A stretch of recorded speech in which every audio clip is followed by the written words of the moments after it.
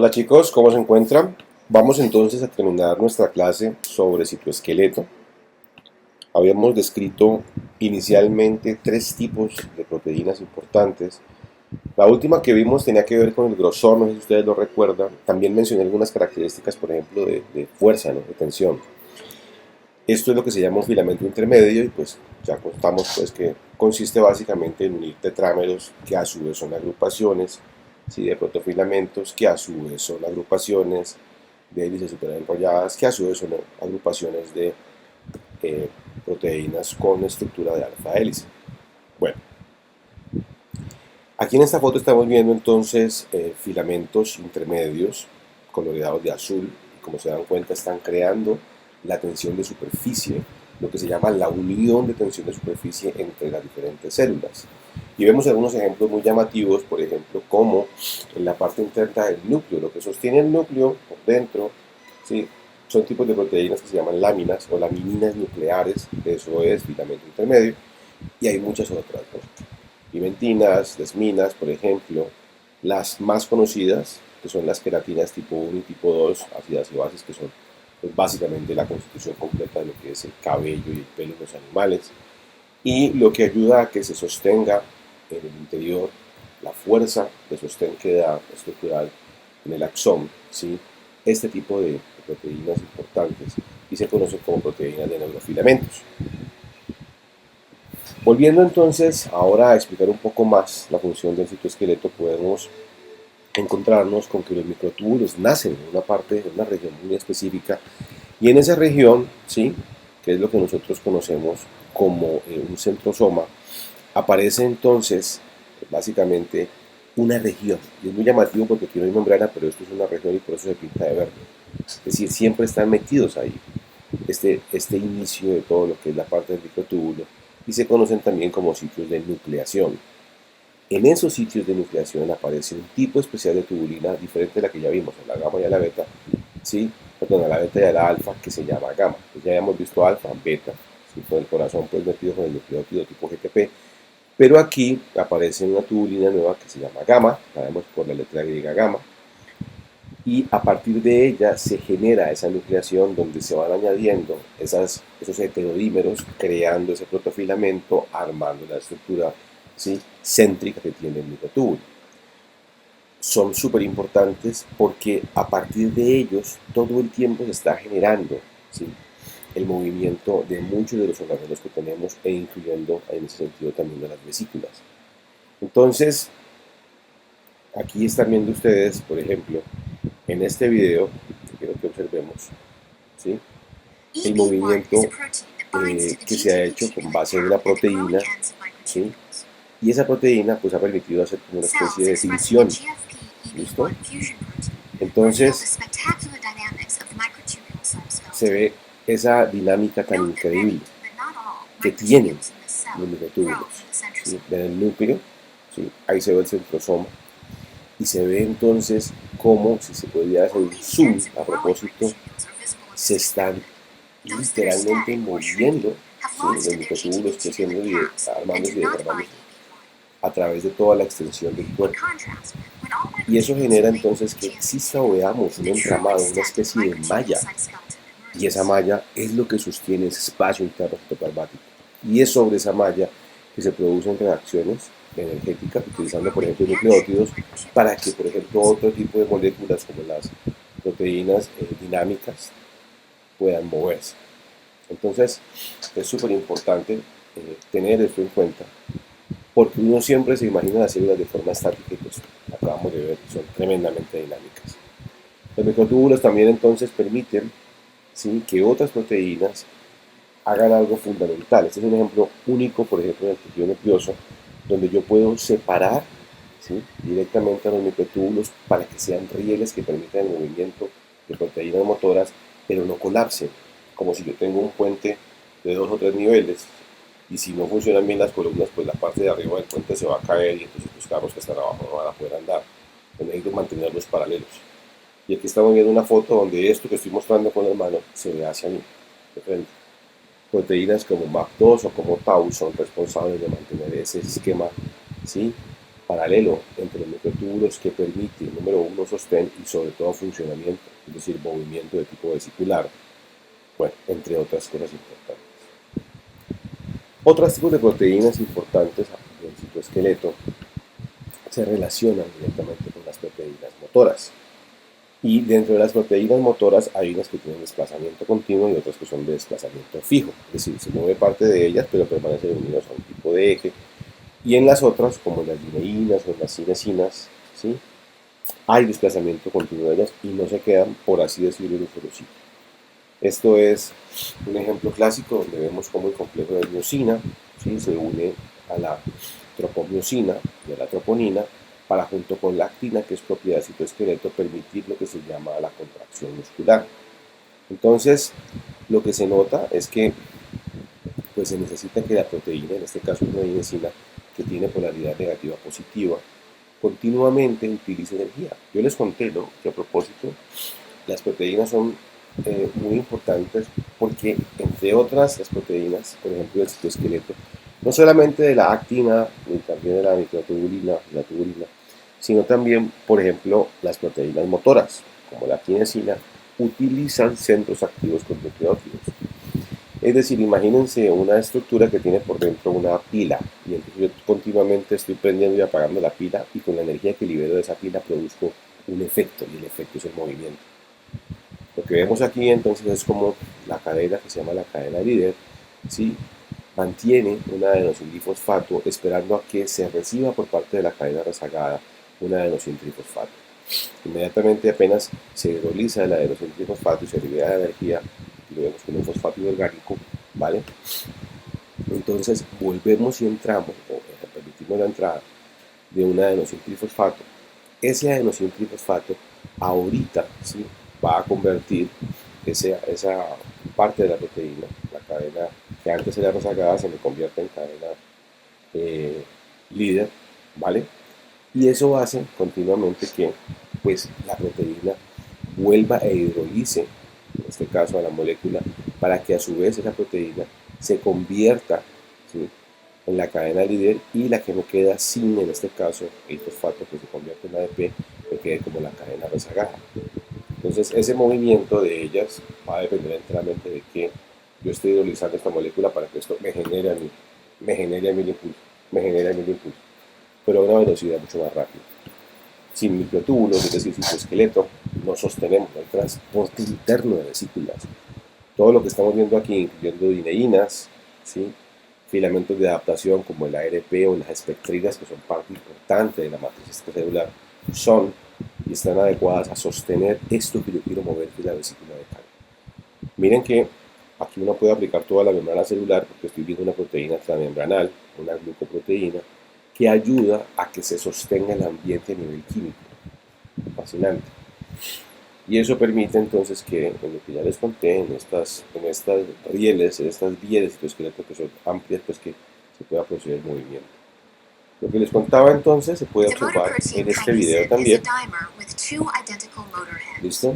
Y entonces vemos a las dos, por así decirlo, cabezas, la rezagada y la que es entonces la líder. Y lo que vamos a ver entonces es cómo se produce ese movimiento. Vuelvo y repito, esto es solamente con propósitos prácticos porque es mucho más rápido. ¿Qué se necesita? Que yo tenga una proteína completa y que tenga la proteína una extensión. Pero más que eso se necesita que la proteína asocie nucleótidos para yo poder literalmente quemar, ¿sí?, a la molécula, es decir, sacar un fosfato y que de ATP la cosa me quede en ADP. Entonces cuando yo hago esto, si se dan cuenta, ¿sí?, esta molécula queda unida, ¿vale?, a la estructura del extremo de la proteína. Pero lo importante de esto es que se necesita añadir ATP. Y yo me muevo porque libero el fosfato. ¿Listo?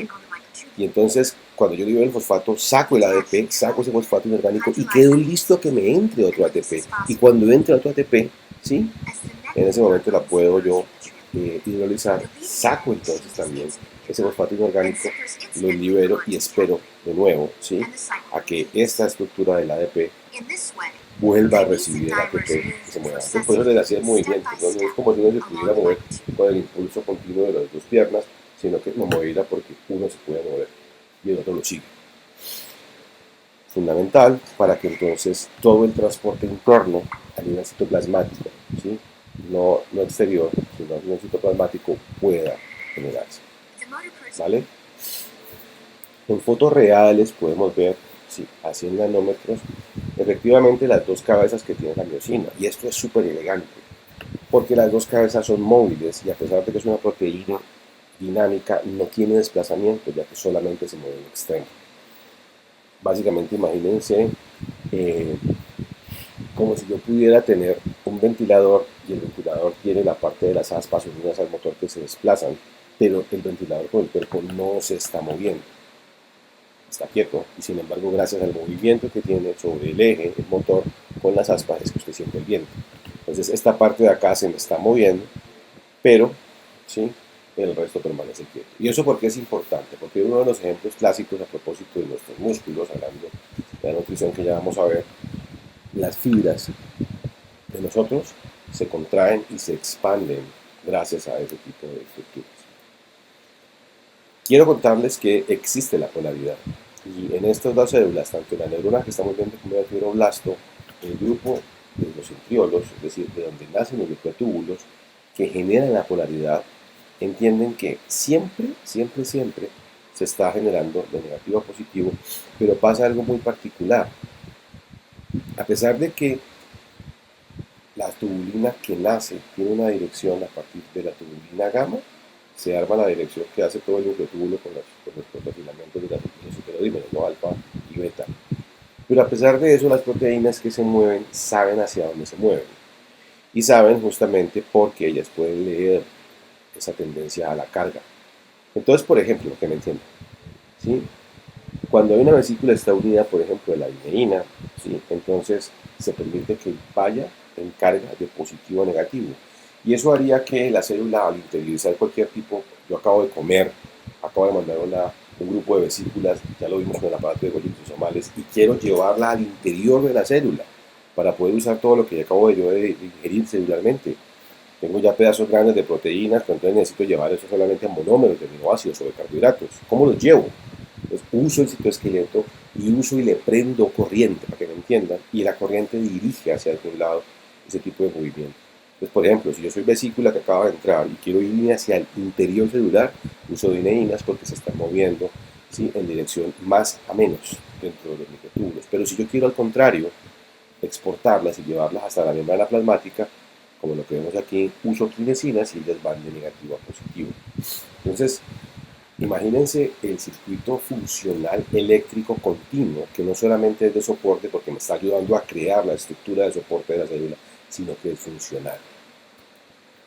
Ejemplos hay muchos, este es un ejemplo sobre, por ejemplo, cómo el ATP, perdón por todas las palabras, el ATP permite que se generen, ¿sí? Por ejemplo, para cilios, movimientos de desplazamiento en forma paralela o en forma, ¿sí?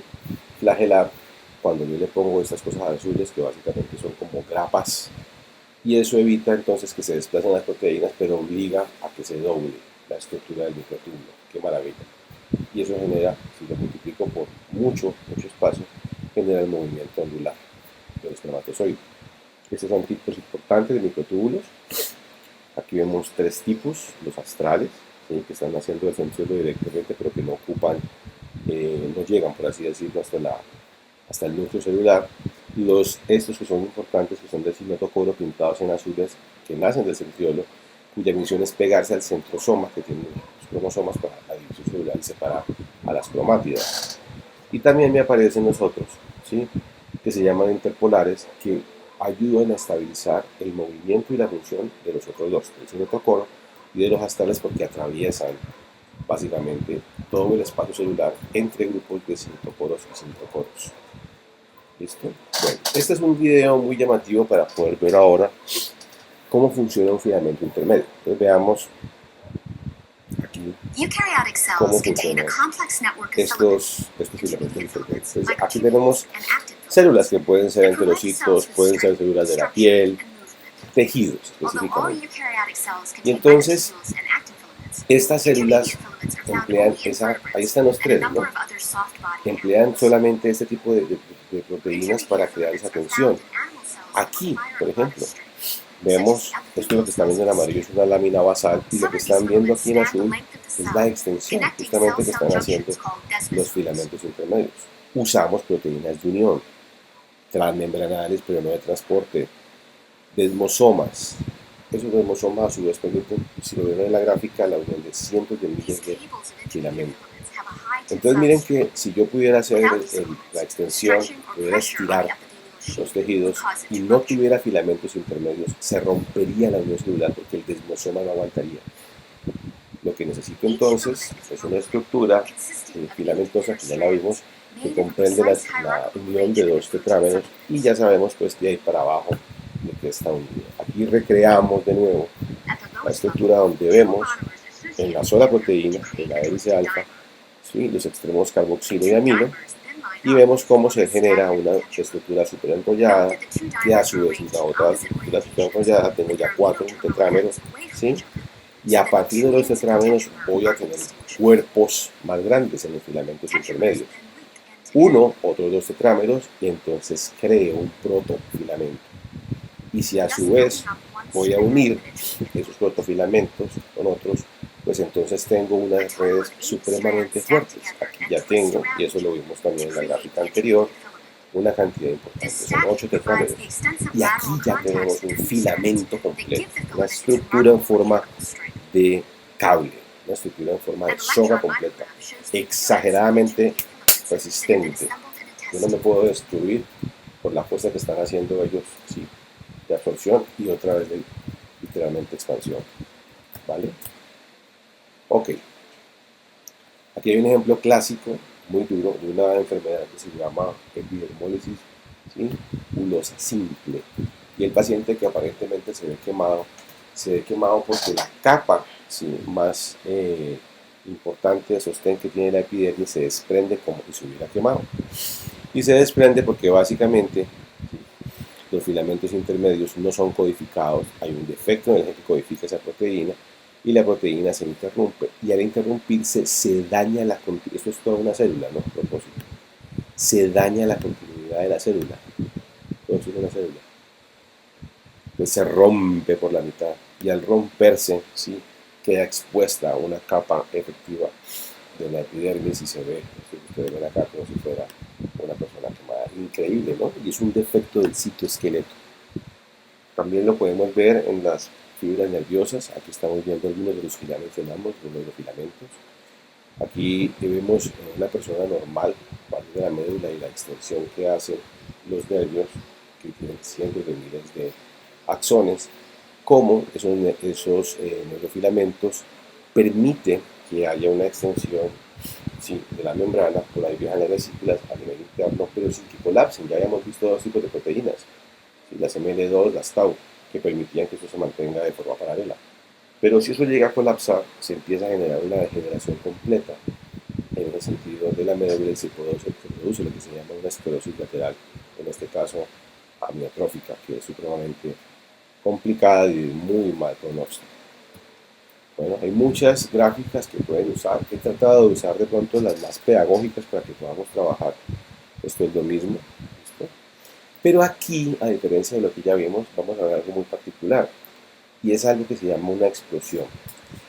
Aquí lo que vemos es cómo, ¿sí?, vamos a pegar una proteína motora, que es lo rojo, con el citoesqueleto que están viendo ustedes arriba. En morado estamos pintando la actina. Y resulta que yo lo que hago para, ¿sí?, contraer el músculo es hacer esto. Déjenme la punta del dedo, y si lo quiero liberar, lo llevo como el ventilador. No me estoy moviendo en el eje, solamente en el extremo, en el dominio. Entonces, con base en eso, lo que se puede hacer es que es muy similar a lo que vimos cuando caminaba la lineína sobre el microtúbulo llevando una vesícula. Se produce entonces una explosión. Con base en la explosión que se produce, lo que se hace es que se hidroliza la molécula del ATP para que se libere inicialmente el ADP y el fosfato inorgánico, y se pueda ¿sí? Soltar o liberar durante microsegundos la estructura de la cabeza de la miocina con el citoesqueleto, el morado que es la actina. Cuando eso ocurre, eso se llama un power stroke, que es como una explosión de energía, ella queda lista, suelta y solita, queda esa cabeza de la miocina, esperando a que llegue un ATP para volverlo a quemar, para volverlo a hidrolizar. Y eso es exactamente lo que vemos, ¿no? Uno del ATP, ella se encuentra lejos y apenas uno del ATP, entonces, ojo, me puedo unir a la cabeza, me uno a la cabeza y espero entonces, ¿sí? Durante unos microsegundos, que se pueda liberar eso que yo ya, por así decirlo, corté. ¿Qué corté? Corté la unión, corté el enlace entre fosfato y el ADP. Y si ellos salen, en ese momento, ¿sí? Se produce el movimiento. Y espero de nuevo a que entre el ATP. Veamos la estructura, ¿sí? De lo que es una fibra muscular, que son puras proteínas. Aquí en la mitad vemos un espacio que se conoce como la línea M. Y vemos proteínas importantes. Lo que ven en blanco ustedes son las miocinas y las cosas redonditas son las cabezas. Y lo que ven ustedes en verde es la actina. Entonces la idea es que esto se contraiga porque las cabezas hacen que se contraiga, que se vayan hacia la mitad y se expande por el movimiento de las cabezas. Es decir, que lo verde no se mueve, más las cabezas sí se mueven. Y se mueven porque estoy todo el tiempo hidrolizando ATP. Cuando hidrolizo el ATP, ¿sí? Libero la cabeza de esta estructura verde y espero a que me llegue un ATP de nuevo. Por así decirlo, lo hidrolizo. Yo estoy diciendo que quemo, ¿no? Quemo un ATP, pero no hidrolizar. Hidrolizo un ATP y de nuevo me voy y me uno hasta que, ¿sí? Vuelvo y me libere para mantener en esto todo el tiempo, en esta estructura todo el tiempo. Esto es una fibra muscular. Aquí vemos al interior entonces cuando, ¿sí? La miocina ha permitido entonces contraer por el movimiento. Pues esto es que no sé cómo mostrarlo. Ahorita lo vamos a ver. ¿Sí? Y es como yo atraigo las fibras del citoesqueleto porque el movimiento de la cabecita de la proteína motora, en este caso la miocina, me lo permite. O sea, aquí está relajada la banda muscular y aquí está contraída la misma, ¿vale? Eso funciona pues porque se libera, es una cosa maravillosa, se libera entonces calcio. Esta es una fibra muscular, lo que ven ustedes en blanco es el retículo endoplasmático y lo que ven ustedes en verde es justamente las miofibrillas, la extensión que está haciendo los microtúbulos. Son cientos de miles de microtúbulos creando ese cilindro verde. Y lo verde es la membrana y lo que está adentro, lo blanco, es el retículo. Pues miren que la membrana se interioriza creando unos canales que se llaman túbulos T. Y entre los canales, que es la parte roja y la parte blanca, que vendría siendo como el retículo sarcoplásmico, ¿sí? Aquí se llama retículo sarcoplásmico, que es como el retículo endoplasmático que ya vimos, se produce entonces una sinapsis. Y la sinapsis se produce porque entre lo blanco y lo rojo que estoy señalando acá, se genera un potencial. Entonces en ese potencial, a partir de la parte blanca donde está esta proteína, y a partir, ¿sí?, de la parte roja donde está esta parte que estoy señalando es la roja y esta parte que estoy señalando aquí es la blanca. Miren que el potencial de acción consiste básicamente en que desde la parte roja, que es el túbulo este rojo, se liberen a través de las proteínas, ¿sí?, iones de calcio. Se adaptan esos iones a la estructura de la proteína que tiene, ¿sí?, la parte blanca, que es el retículo sarcoplásmico. Y apenas se adapta, se libera el ion. ¿Y qué hago yo con este ion?